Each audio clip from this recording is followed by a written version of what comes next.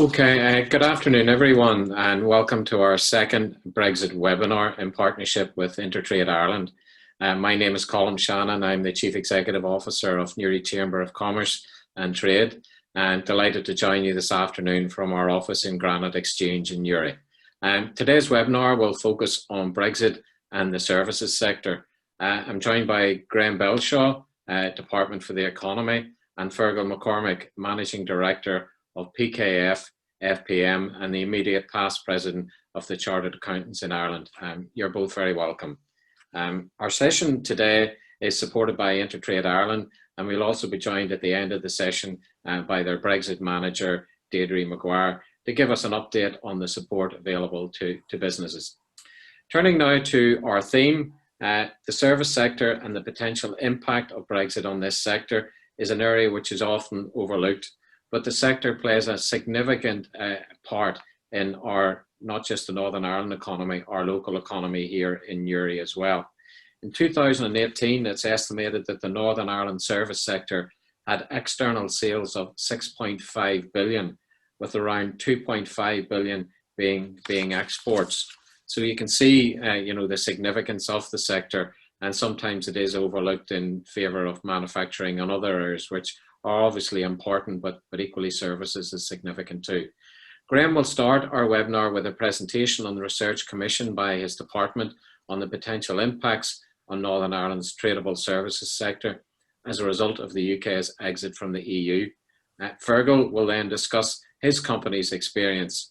Operating 5 offices and employing over 100 people across the island of Ireland, he will provide an insight into the contingency steps taken to operate their business on both sides of the border. Before I introduce Graeme, just a few technical points. Everyone apart from Graeme and Feargal are muted, and this helps the sound quality, but nevertheless we are keen for the session to be as interactive as possible. Those that are accustomed will know that there's a Q&A button and chat button at the bottom of the toolbar, so we'd be very keen if you could email questions through to me, and I'll put to both Graeme and Feargal. So without further ado, I'll ask Graeme to take us through his presentation, which is about 15 or 20 minutes. Graeme, if you'd like to get started. Great, Colm, thank you very much, and good afternoon, everyone. Thanks to Colm and to the Chamber for the opportunity to present today on Northern Ireland services trade and impacts of the EU exit. As Colm said, I'm Graeme Belshaw. I head up the Tradable Services and Investment team within the Trade and Migration division of the Department for the Economy. Excuse me. So when Colm first approached me about being involved in this and presenting from home on Zoom in this webinar, this is the first image which came to my mind. This is a guy, Robert Kelly. I don't know if you remember, in 2017, he went viral when his kids and wife burst in when he was being interviewed on BBC News. So fair warning, I have an 18-month-old and a nearly 4-year-old pottering about in the house here. So I'm hoping they don't make an appearance during the next 15-20 minutes or so, but you may see them in the background, or me having to deal with them at some point. In terms of a quick overview then of what I want to look at in this presentation, I want to cover a few things. So first of all, I suppose a quick definition of services trade and some of the theory very quickly, just so that we're all on the same page and know what we're talking about. A bit of background and context then by looking at Northern Ireland's trade and services and some of the figures which Colm's already mentioned. Then we'll get into the research a bit more, look at the methodology, of course the results, and we've done an update of the research recently, which I'll also talk you through. And then finally, hopefully some practical advice and guidance for how to prepare for EU exit. So when we're talking about services, obviously we're talking about intangible products. We're not talking about manufactured things you can hold in your hands. We're talking about accounting, banking, cleaning, consultancy, medical treatment, all sorts of expertise. And one thing to be mindful of when we talk about services trade is it's not affected by tariffs in the same way that the goods are, but rather it's affected by non-tariff barriers such as national rules, the laws and regulations that apply in the country you're willing or hoping to operate in. And those are much harder to calculate and to quantify. When we're talking about trade and services as well, we're also talking about 4 different types of modes of services and services supply, which are recognised by the WTO.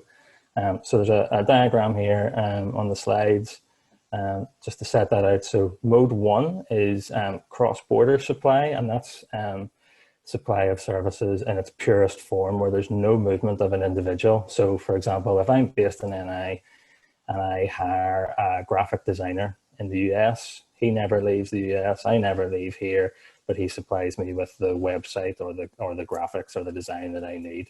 That would be mode 1, cross-border supply. Mode 2 is consumption abroad. So that's where an individual physically moves from one country to another to acquire or avail of a service. So a Chinese student coming to Northern Ireland and studying at Queen's is actually an export of education services from Northern Ireland to China. Or if I travel to Spain or somewhere for dental work, that's an export of dental services from Spain to Northern Ireland. Mode 3 then is commercial presence, which is where a business that's headquartered in one country sets up a subsidiary in another and operates in the market that way. And then mode 4 is the movement of natural persons. So I suppose the most obvious example of that is your fly in, fly out service delivery. So a lawyer who travels in to provide advice to a client in another country, or your PwC or KPMG consultants who travel into a business in another country for a few days or weeks to provide their service and then come back to their home base. There is also, I should say, increasingly talk of a 5th mode of services export, and that refers to integrated or attached services for a product that is then exported. But that gets very complicated very quickly, and it isn't covered in this research, but it's something we've been looking into, and it's something that there is exposure for in Northern Ireland. So I can pick that up in questions or offline if that would be useful at a later point. So quickly then, some background and context on Northern Ireland and services.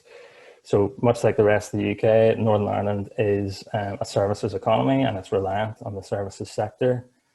Recent figures show that the services sector accounts for about 3/4 of our gross value added and over 80% of employment. And external sales or tradable services, sales outside of Northern Ireland, are becoming increasingly important. And businesses selling services outside of Northern Ireland accounted in most recent figures for just over 120,000 jobs.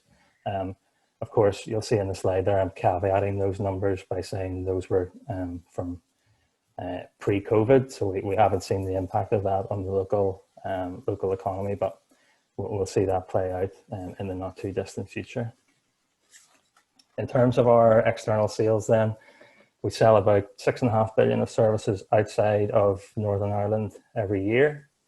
Our most important market for those sales of services is GB, rest of the UK, where about 2/3 of our services go, 4.4 billion. 1.5 billion of exports to the EU, but 1.1 billion of that is to Ireland, just across the border. So that makes Ireland by far our most significant export market.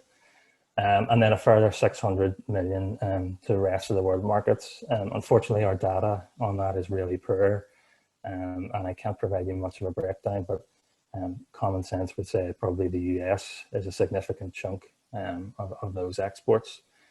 And I suppose an interesting characteristic of Northern Ireland services trade is that it is dominated in terms of the proportion of businesses by small and micro enterprises. So that kind of 15, 20 down to 1-2 man bands. In a lot of other services economies, you find that it's dominated by larger and medium-sized businesses. So we're looking at a kind of different business breakdown when we're talking about Northern Ireland.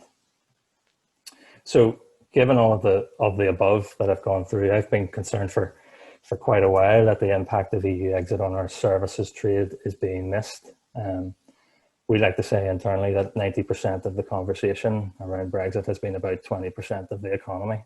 But I suppose that's understandable. I mean, there are serious implications for a hard border on the island. And all sides in the negotiations agreed that needed to be avoided. And I suppose understanding services trade and the EU exit impacts are complicated, and I understand how it's easier to focus on on tangible goods and lorries that are physically moving them around. But what have we done about it? So that's where we get into the research now. We discovered that the OECD has a tool which they call the Services Trade Restrictiveness Index. It's an internationally recognized methodology for recording and measuring the non-tariff barriers that affect services trade. It covers 44 countries and it covers 22 different services sectors. And it collects the information by way of a regulatory questionnaire. It's put together by academics, trade experts, lawyers, and businesses. And then the information is collated, and the OECD has a proprietary algorithm that it then runs this information through, and it converts the answer into an index score. So for each of those 22 sectors in the 44 markets, you will get an index score of between 0 and 1.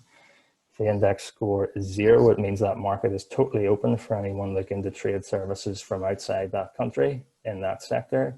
If it is 1, it means it's totally closed and you cannot sell externally into that market. And then obviously there's a scale in between. And I should say that the OECD's STRI looks at WTO most favored nation rules. So essentially the rules that apply when countries are trading together without a free trade agreement.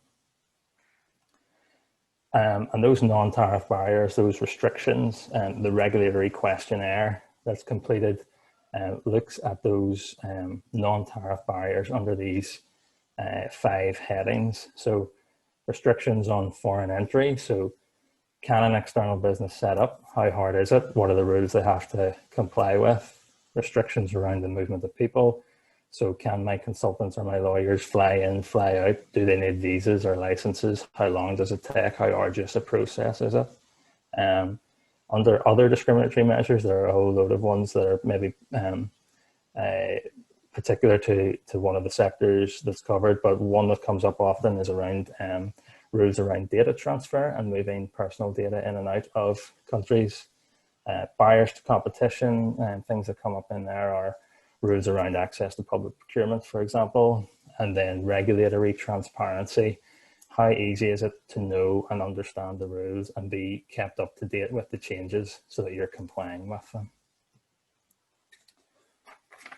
So essentially what we have done then when we commissioned our research within DFE was to take the OECD's methodology, this regulatory questionnaire, and apply it to four scenarios. So I have them on the screen here for you. Scenario 1 is, this research was commissioned in 2018, and at that point there was still a lack of certainty about what direction EU exit would take. So we've looked at I suppose a sliding scale in terms of hard and soft Brexit. So the first would probably be described as the softest of Brexits, where the UK joins EFTA, remains in the European Economic Area. Scenario 2 was Northern Ireland remaining in the EU single market for goods and services, while the rest of the UK left. Scenario 3 is the UK signing a comprehensive free trade agreement with the EU. And you'll see in brackets there, CETA. So we used the trade deal between the EU and Canada as our comparator and our baseline. And then scenario 4 is UK leaving the EU with no trade deal and therefore trading services on WTO terms. So we've taken the regulatory questionnaire that the OECD uses. We've answered it in each of those scenarios. We've computed the index scores. We see how they change in each scenario. And then the final stage is to convert the index scores into what is an ad valorem equivalent or a tariff equivalent. So as I mentioned earlier, services aren't affected by tariffs, but that sometimes means talking about the impacts is very nebulous. All you can say is regulatory barriers will increase, they will become more severe, becomes more difficult to sell into a market. But by using a tariff equivalent, I suppose what we're trying to do is directly compare the impact on services trade with the impact on trade and goods, where the reduction and removal of tariffs is the main aim of an FTA negotiation. So on to the results then. There's a few things just to note here about this slide. First of all, as I mentioned, the work was completed in late 2018, early 2019, and published in March 2019. So there's been a bit of movement since then. We focused as well for the questionnaire on the rules and regulations that would apply in Ireland. I suppose obviously because it's our most important export market and our most important market within the EU, so it was easiest to focus on that. Also, the results in the table you see are average impacts for the 17 sectors that we included in our research. So therefore, some sectors would have a higher impact, some sectors a lower impact. The changes you see in the right-hand column are ad valorem equivalents or tariff equivalents. I suppose as well to say the UK or the EU single market for services at the moment is not perfect. There is not, the baseline is not zero. There are still non-tariff barriers that apply in certain countries when you're trying to sell services. So we're not starting from zero in that. But what we are looking at in the right-hand column is a percentage point change in the tariff equivalent that we've calculated from an increase in non-tariff and regulatory barriers. So just to run you quickly through the slides, you see the first two scenarios there, a Norway-like agreement, or where the UK stays in the EEA, or where the Northern Ireland remains in the single market, but the rest of the UK leaves. You see there's no change there for services trade. That's because either the entirety of the UK or Northern Ireland individually would be within the EU single market, and the same rules and regulations would apply to services trade. And in other words, the trading relationship wouldn't change. So the zero there is perfectly understood. The next scenario, then you'll see a UK EU free trade agreement, similar to the one signed between the EU and Canada, would see an average increase in the tariff equivalent of just under 11 percentage points. And the final scenario, a no deal or WTO terms covering services trade between Northern Ireland and Ireland, you would see increases on average of 14.5 percentage points in terms of a tariff equivalent. So they're fairly significant increases, and when you consider some of the research that InterTradeIreland have done, showing the small margins that many cross-border traders are operating within, they're potentially very, very significant and problematic. Basically, what you're saying is it becoming much more difficult to enter a market. You're having to invest much more time and effort to get into the market and to sell your service, and therefore becoming increasingly expensive and less competitive as a result. But I'll move on to the next slide then, where the outlook improves slightly. So as I mentioned, the research was published in March 2019. And at that point, it didn't take account of the common travel area and the freedom of movement between the UK and Ireland. And that was because there was no legal certainty at that point about it continuing and exactly what it would provide for. So in May of 2019, the UK and Irish governments signed a memorandum of understanding, and the Irish government published further guidance and clarification on what would be required of professional service providers and businesses establishing subsidiary offices in Ireland. We were able to factor that now into our regulatory questionnaires and into our analysis, and therefore we've been able to update those index scores and then recalculate these tariff equivalents. So again, you'll see in the first two scenarios no change in the right-hand column, again because in those scenarios, Northern Ireland services trade with the EU would be governed by EU rules. So there's no change in the trading relationship. But there you'll see under the CETA-like agreement, scenario 3, the previous tariff equivalent increase was around 11 percentage points. That falls to about 6.5 percentage points here in when the CTA is considered. And the final scenario, a no deal or WTO terms for services trade, the previous slide showed an impact of an increase of 14.5 percentage points. That's almost halved, down to 7.5 percentage point average increase. So I suppose this shows us a couple of things. In terms of the 5 groupings of restrictions that I mentioned earlier that the methodology uses, freedom of movement barriers were contributing close to half of the impact. So a fully functioning and operable common travel area has a significant impact on our Northern Ireland services trade into Ireland across the border. And I should also say that the slides, the results on the previous slide don't become useless or non-usable because of this change, but what actually is the case is they become more indicative of the impacts of our services trade with the rest of the EU. So I mentioned earlier that we sell 1.1 billion of services into Ireland. There's another 400 million of services from Northern Ireland going into other EU countries. And we're going to see a larger impact on that trade now because the CTA doesn't exist in terms of those relationships. So I suppose finally, I can appreciate that many of you are probably looking at this and it's a real whistle-stop tour of our of the research. And I hope some of you, most of you are thinking, well, that's interesting and it's all well and good, but what do I need to do? What can I do about it? So I have a few things here in terms of practical advice and guidance. First of all, further detail and sectoral impacts of the research can be found on our website, and I'll pass the link on the column so it can be circulated.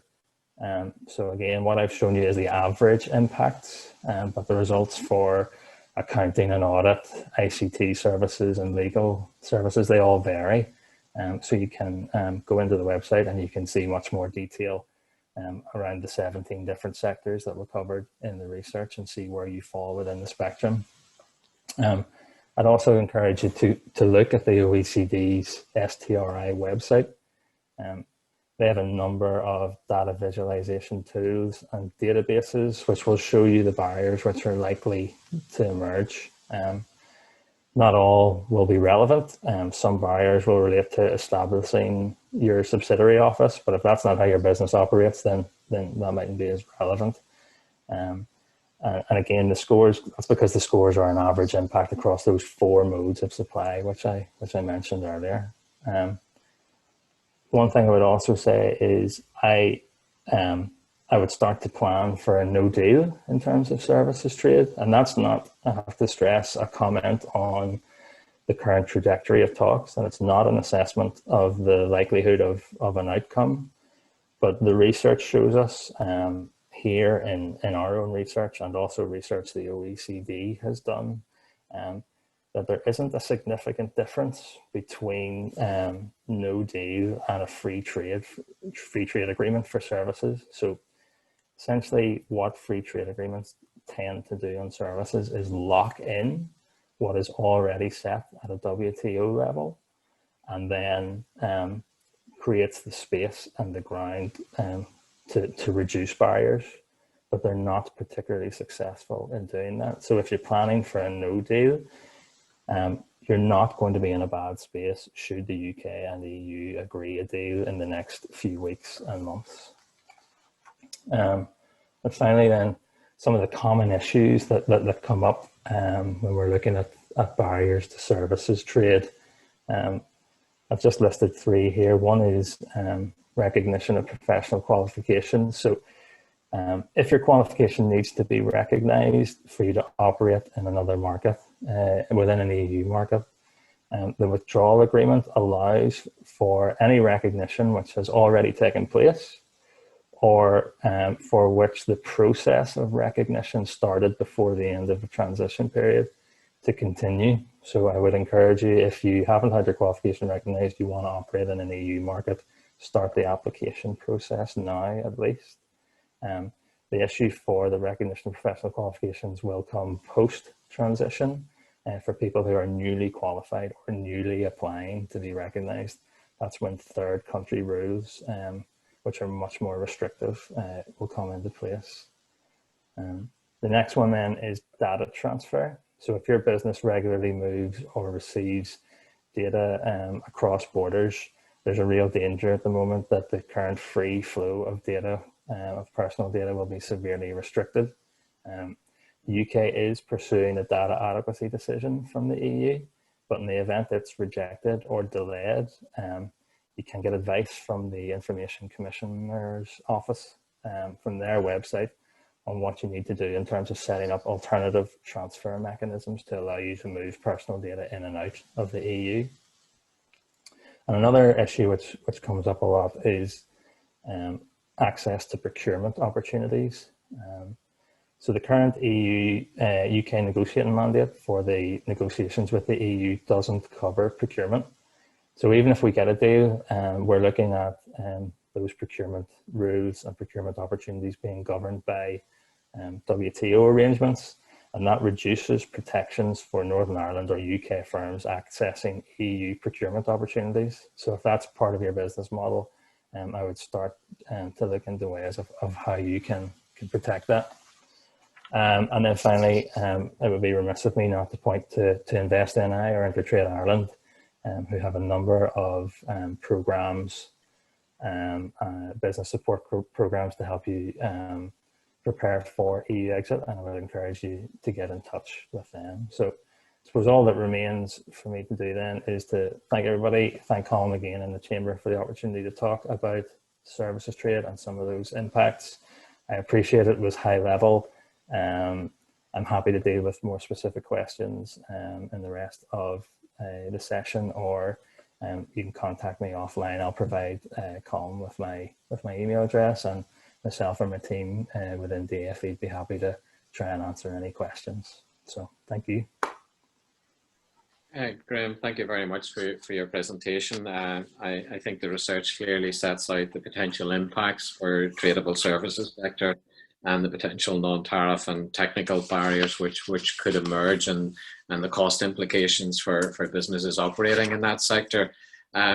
Before I take some questions, just Feargal, have you any initial thoughts on the risks Graeme has highlighted? Yeah, well, I think Graeme's presentation focuses obviously on a couple of key areas to the service sector that we all have to accept. And one is obviously it will be affected, thankfully, by non-tariff barriers, but there's still very significant factors such as, obviously, as Graeme highlighted, the national rules, the laws, and the regulation. And those are harder to quantify. I think the reality is we all have to have, or should have, contingency plans to try and protect our supply chain and procurement, to try and protect our people, and to try and protect access to data. I think, being realistic, it probably is disappointing for the service sector, and indeed for business in Northern Ireland. And one thinks that the Brexit will do for a year, and one thinks we're going to virtue within a couple of weeks of the extension, the period for the transition period. So between the UK and Europe. So I think we have to realise, I think Graeme has re-emphasised the point that I think that there is no option now but to at least prepare for a no deal and hope that it won't be a no deal. But for the services sector, I think the expectation is one way or the other there's significant planning and implementation of plans and contingency planning. Okay, maybe we could just take some questions. Just to remind people again, if you want to forward questions, if you could just send them in through the chat facility. First question, Graeme, I suppose is really around the figures that were quoted earlier, and that is, does the 4.4 billion of the 6.5 billion total services to GB include public services or public service, or is it all private sector? That's private sector, I believe. Yeah, so the OECD methodology covers a number of private sector services sectors. So that's what we've based our figures on. So as far as I know, that $6.5 billion is private sector. In terms of, you mentioned procurement, and procurement is very important here because a lot of our companies would be involved in cross-border procurement. Are you saying that we just wouldn't get notified? A company here would not get notified or would not be able to identify procurement opportunities? Or does it go as far as saying that if you're based in Northern Ireland, you wouldn't be allowed to pitch for business south of the border? So as far as I understand it, the way the WTO rules would operate is at the moment within the EU single market and trying to access procurement opportunities within the EU, there are certain thresholds where there's a legal requirement to publicly advertise procurement opportunities.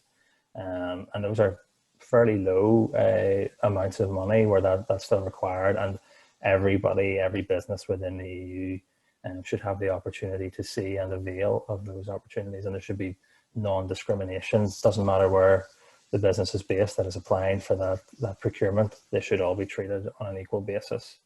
When you move to WTO terms, it changes significantly. So the thresholds for which there is a legal requirement to publish those opportunities moves up significantly in terms of value. So those lower end procurement opportunities, you might not have access to seeing those being advertised.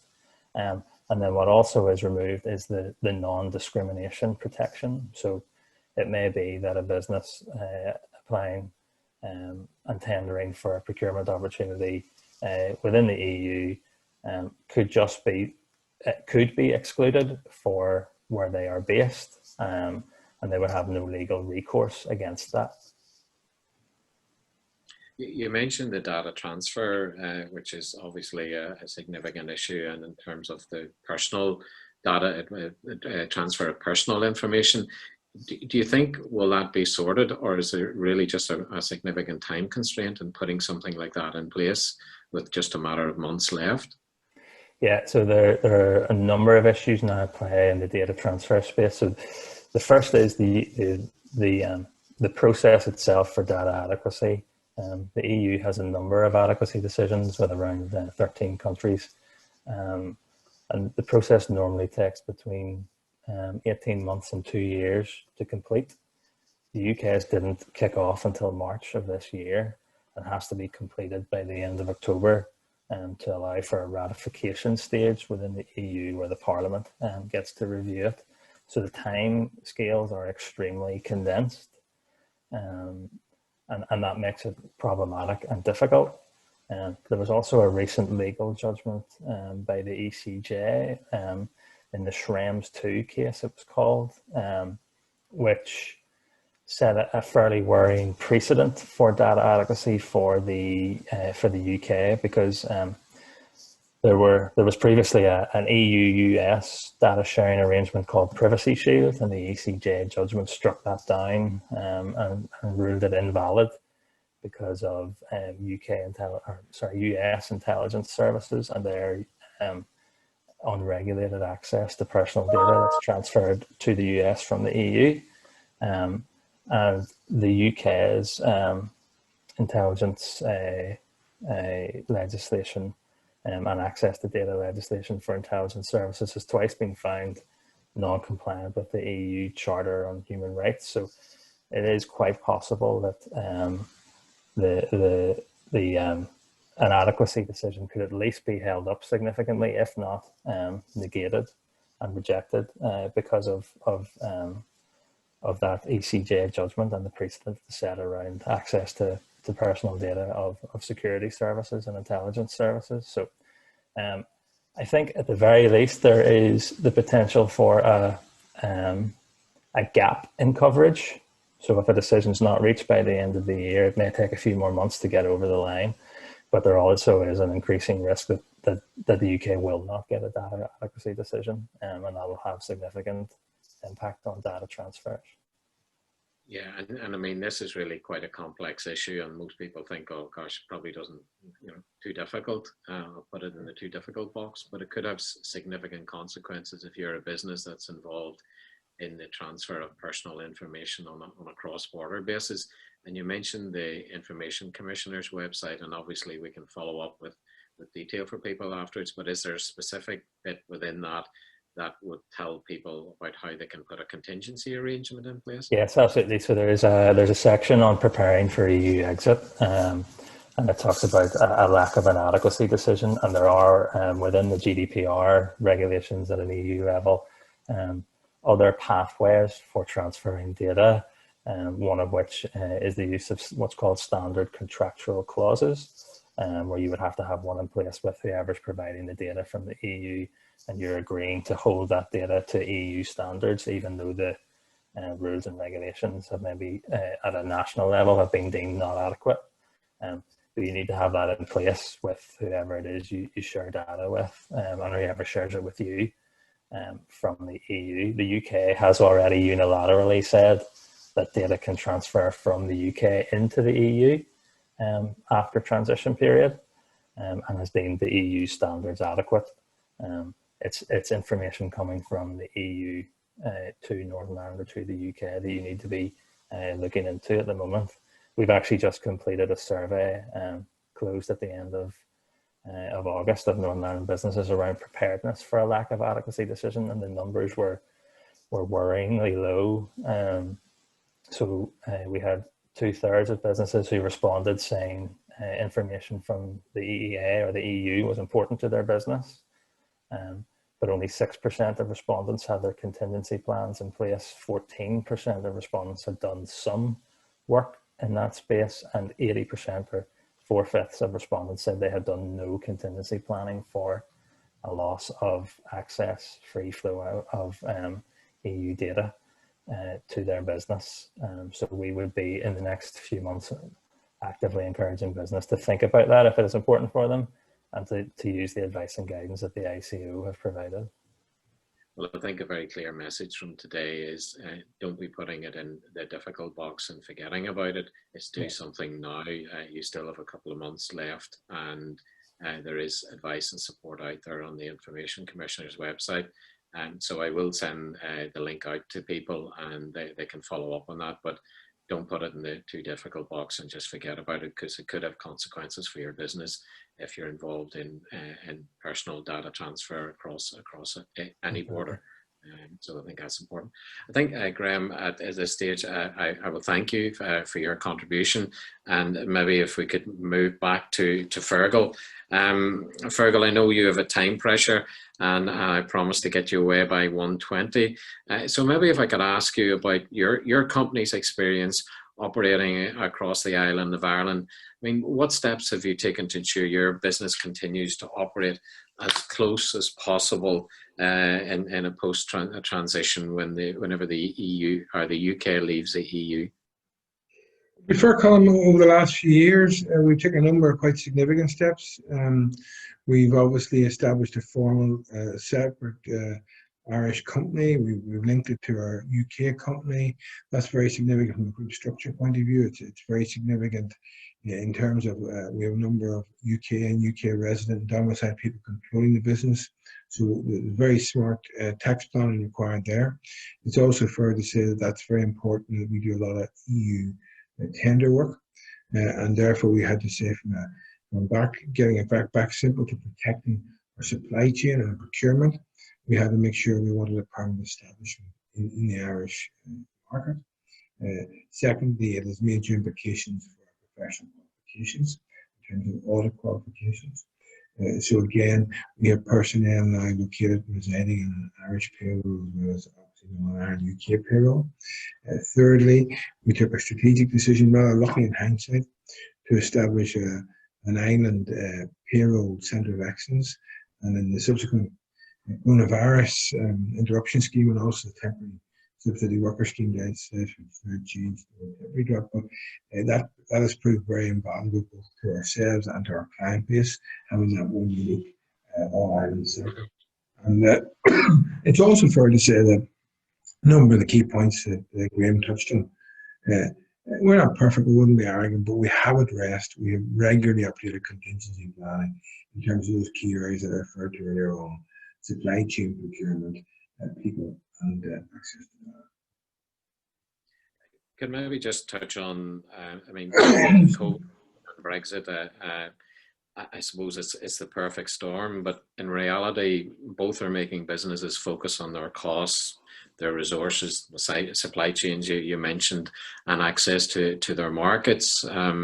Presume you've gone through that whole process yourself, and indeed are probably advising businesses out there about taking those steps. Yeah, well, I suppose one of the risks, if we're all being honest, is that COVID-19 maybe took people's eye off Brexit for a while, and there was a survival plan there. Thankfully, that has now moved to recovery. But in that context, obviously, Brexit, COVID-19, let's be honest, the prospects of a global economic recession, international political uncertainty, and even climate change, those are all quite very significant macro factors applying to all our businesses. And contingency plans certainly are required, and certainly we have, we've tried to, we talk about the 3 R's, reflect, clearer, rebind smarter, and sort of re-engineer the business a bit. And we've tried to do that. We have changed some structures. We've looked at some of our services, and we've certainly complemented some, and to be honest with you, redirected others. It's also fair to say that I think in terms of the broader the requirement of business, the need for agility is probably greater now than ever. I think it has accelerated things like digitalization in our practice. It has certainly accelerated, I think, our awareness of having flexibility among our team in terms of competencies. And there certainly are a number of areas that we have own expertise in, whether that be cross-border customs, market sector, cross-border tax. And those things have happened, I think, and have been certainly accelerated because of Brexit. But then linking in with your time, COVID has a major cash implication for us all. And without doubt, one starts with costs. But ultimately, if you have no market, if you have no sales, you can survive costs for a while and then you're in a business. So the reality is that this is a time for re-engineering your business, and then coming back that little bit smarter, and with speed and pace and agility. We've tried to do that, and certainly for our client base, we would be very strongly arguing, and Colin, you've been involved with us in a few things as well, that recovery is the key here, but it's not just recovery, it's creating a sustainable business model. And I think because of changing behaviours, because of the uncertainty now created by COVID, and let's be fair, there's at least 3 fundamental uncertainties created by COVID, whether it be the disease itself, whether it be the economic uncertainties, whether it be people's behaviours, and they are all fundamental to all our businesses. But once you put those in place, then you have to put in place contingency planning. And certainly I can say that I'd say we've never grown up as much as over the last 6 months. And we've had a show level of agility. I wouldn't say we're there, but what I would say is that certainly we've been planning for the future for a sustainable business model, but with greater emphasis, considerably greater emphasis on agility and responding a lot quicker to things. You've probably picked up on my next question, so I'll just maybe focus for a moment, and I know 𝗣𝗘𝗔𝗞𝗘𝗥𝗦 will be coming on shortly to talk about the support from InterTrade. We've heard a lot today, about the importance of getting your professional qualifications registered, operating on an all-island basis. What you've talked there about contingency arrangements, but I presume, even though there's only a couple of months left, there's still support out there for business. There is maybe one point, Colin, I'd like to cover just before I address that. What I'm saying is that certainly we're seeing a lot of UK-based business within the professional services sector establishing permanent establishments. Now, I covered it in our own point, but I think it's a very important point because it's key in terms of eligibility to tender for ROI and EU work, and it's also very important in terms of ring fencing, tax entity, and perhaps availing of the lower tax rates in the south. So I hope you didn't mind me just making that comment just as we talk. In terms of grants, Graeme has already referred to Invest in I, and obviously 𝗣𝗑𝗓 will talk more in detail about it, and I'll just touch on this briefly. But HMRC obviously have also introduced 3 potential supports for business. And interestingly, the application period for these have now been extended to January 2021. And in very simple terms, these can be highlighted in 3 headings: training grant, a recruitment grant, and IT improvements. In terms of training grant, you can get £1,500, 100% of the actual cost of £1,500 for externally provided training for employees to try and deal with the requirements of obviously Brexit. You can also run. Feargal, if I could just say, there's a wee issue with your mic. Maybe if you could move a little bit closer to the computer. Sorry, and I was saying basically in the training issues that there are training grants available potentially up to 1,500, 100% up to £1,500 external training costs, and about £250 internal. In terms of recruitment, these are all HMRC, by the way. Hiring new staff, there's a grant basically up to £3,000 towards recruitment costs for each new employee. Now, it has to be stressed, this is basically in respect of the complete customs declarations. It's not just for a new employee. And finally, there's potentially a grant under that HMRC recruitment program up to £12,000 for salary costs for new or redeployed employees going into, in terms of the area of customs clearance and declarations. Finally, in IT improvements, to be fair, it's actually a generous grant there. The grant's up to 100% of the cost relating to your IT expenditure to improve the efficiency of making customs declarations. Now, Graeme correctly referred to Invest NI and InterTradeIreland. In terms of Invest NI, the main form of support there specific to Brexit is basically their Brexit preparation grant, which potentially can be up to £50,000, 50% up to £50,000.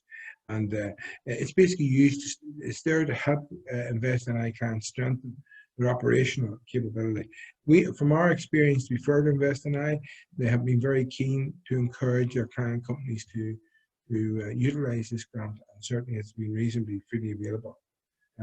So that's Invest in InterTradeIreland. I'm going to leave it to you. Suffice to say that I think they have to be congratulated for coming in as early as they did with their Brexit voucher scheme, which was, I think, £2,000 sterling or €2,150. And I think the important point there is that, for example, even if a business has already availed of that support, they can reapply if a new issue has now arisen, re their Brexit challenges. So, yeah, I think there are certainly very good opportunities there. I think I've got a minute left of your time, Feargal. I'm already 25 past, anyway. Go ahead. You're a man who's been across both the politics and the economics of Brexit for the last number of years, so I'll go into crystal ball gazing time. I mean, what's your best guess of what might happen next? Are we talking deal or no deal? Well, like everybody else, I'm watching TV and listening to the radio. My gut feeling is, and God, you really put me in the spot here, my gut feeling is that I think there will be a basic free trade agreement at a high level. I stress basic. I think that it will be on core elements, and that there'll be further detail probably to be worked out over months and years. Unfortunately, I think it's most likely that it will focus more on goods and services. And I think Graeme intimated that in his comment, and I think the reality is that in terms of the service sector really are better planning for a no-deal scenario, because actually the difference for them will not be as dramatic as it may be for physical goods. My gut feeling is that the transition period may be slightly extended as well. But overall, I do believe, I think what we're seeing is negotiating and people trying to get themselves into positions. I think the costs not only just economically, but politically, and I hope that what has been achieved in this island will not be sacrificed for anyone. I think it's too important. I do think the common sense will prevail. The very highest level. It may come to the last seconds or minutes, but I think at the highest level, my gut feeling is there will be a free trade agreement. I have to stress, in very simple terms, a high-level agreement, nowhere near the comprehensive document that was anticipated at the time of the Brexit. I think Feargal, your views reflect the webinar that we had last week with our contributors who all felt, yes, gut feeling there would probably be a deal, but it would be be a sort of a free trade light as opposed to a comprehensive deal. So Feargal, thank you very much for joining us. I know you just one thing, Colm, I think I should highlight, because I think it's important. Yesterday, the Irish government produced a document called a Brexit Readiness Action Plan. And I think for anybody doing business currently or expecting to do business in the ROI, that really is essential reading. A must, actually. And to be fair, I think that in difficult circumstances, both the Northern Ireland Executive and the government agencies in the North and the Southern government and the government agencies in the South, they have tried very hard, not forgetting InterTradeIreland, as I've said earlier. I thought it did a very good job.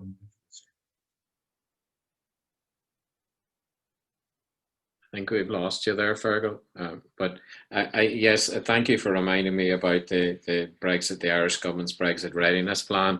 I mean, I've promised to send out a number of links to various documents and websites, and that is one of the ones I'll send out as well. And Feargal's quite right; it is an important document that, if you're operating in the southern market within the services sector, I think it's important that you read that document, and we will get that out to you either later this afternoon or tomorrow morning at some stage.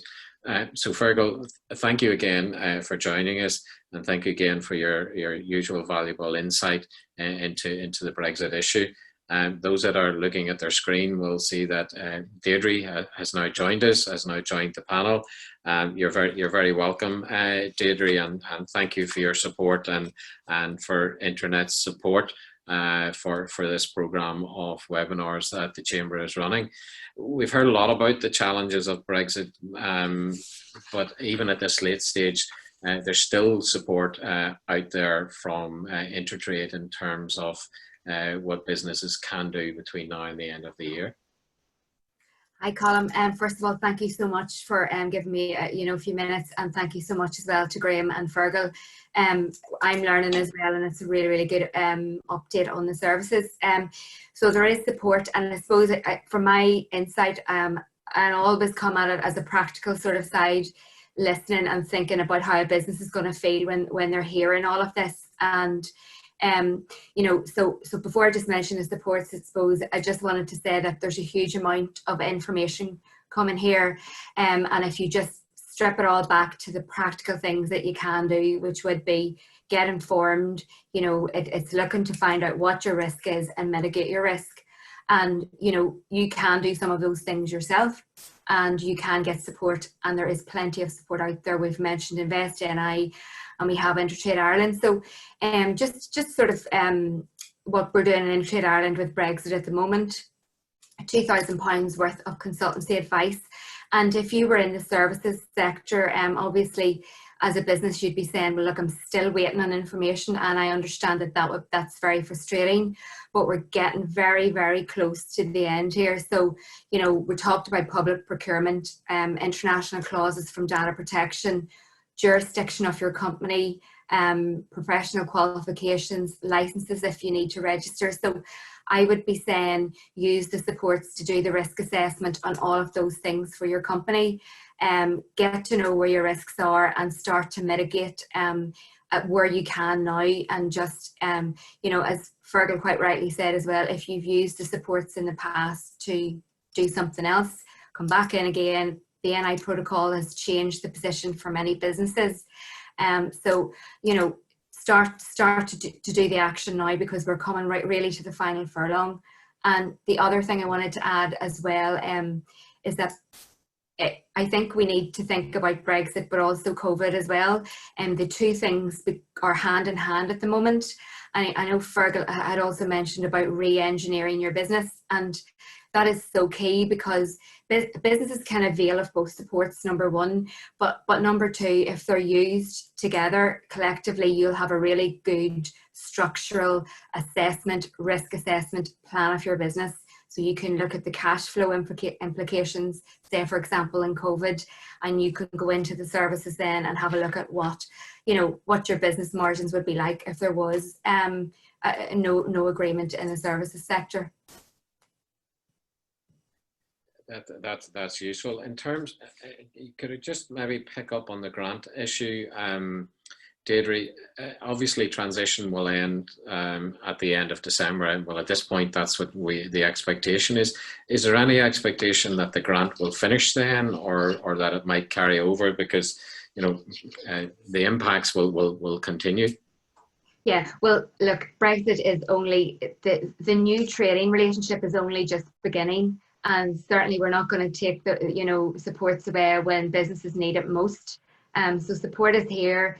We are here, and we have a program running, and it will be running into next year, definitely, to help businesses help with their Brexit plans. So we're here. We expect to be busy and reach out to us as best you can. And as I said, I know Invest potentially might be on the line as well. They've got some really good supports out to the local councils, and we'll be working with everybody. And this is about taking all the support you can with everybody and doing the best you can. And we are here, Colm, we're here. Brexit, InterTradeIreland, if you just search Brexit at InterTradeIreland, you'll get the supports. Or alternatively, I'm accessible always. I'm on LinkedIn, and I'm very easy to get. So yeah, we're here and we're willing to help.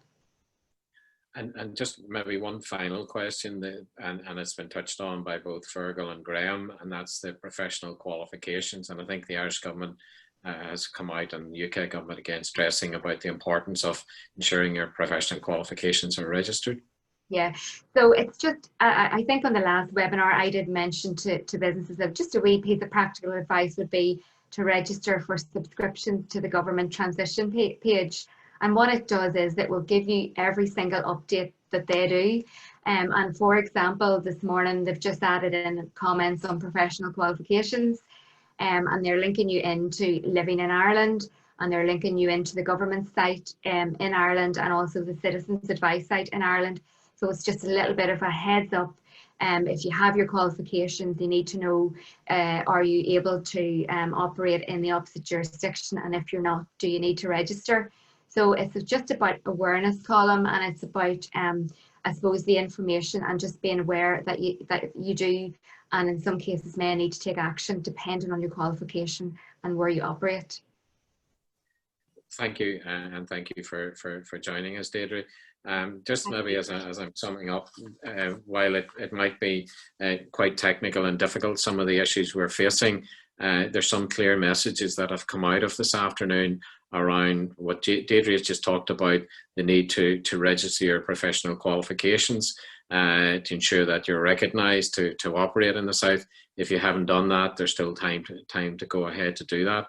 There's the whole issue around data protection and the flow of personal data across borders, and the useful information that's available on the Information Commissioner's website.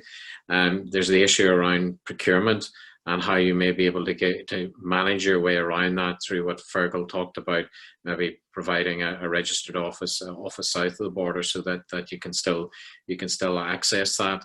But I think it was Ďeithre that said the importance of risk assessment to determine where your risks are. If you haven't done that, that's the starting point to look at what the issues are and what you need to do. And there's still time to put in place arrangements so that your business can continue to operate post transition. So hopefully you've picked up some lessons from that this afternoon. There is information that we will share with you later today or tomorrow morning. But just to conclude, as a chamber, we have enjoyed hosting this afternoon. At the outset, I mentioned this was the second in our series of Brexit webinars that the chamber is running with InterTradeIreland. Our next webinar is 12:30 next Tuesday, the 15th, on the theme of transport, logistics and ports. And I will be joined by Seamus Leahy from Logistics UK, Alistair Eagle, Chief Executive of Sea Truck Ferries, and Kieran Grant, Finance Director, Warren Point Port. And we may, by that stage, although who knows, maybe not, have heard a little bit more about how the negotiations are going on this week, and be able to feed it into those experts who will provide us with further updates, particularly in the important area of logistics and transport. So if you haven't already registered, I'll be sending out a link to everyone who attended today's session. On your behalf, can I thank Graeme for his presentation and Feargal for his valuable insights. advice and guidance for businesses that are facing the challenges of Brexit, and to Deirdre for InterTradeIreland's support in helping us get the information out to businesses, and for her input today into today's session. So thank you to everyone who has joined us this afternoon, and hopefully I'll see you next Tuesday. Thank you and good afternoon.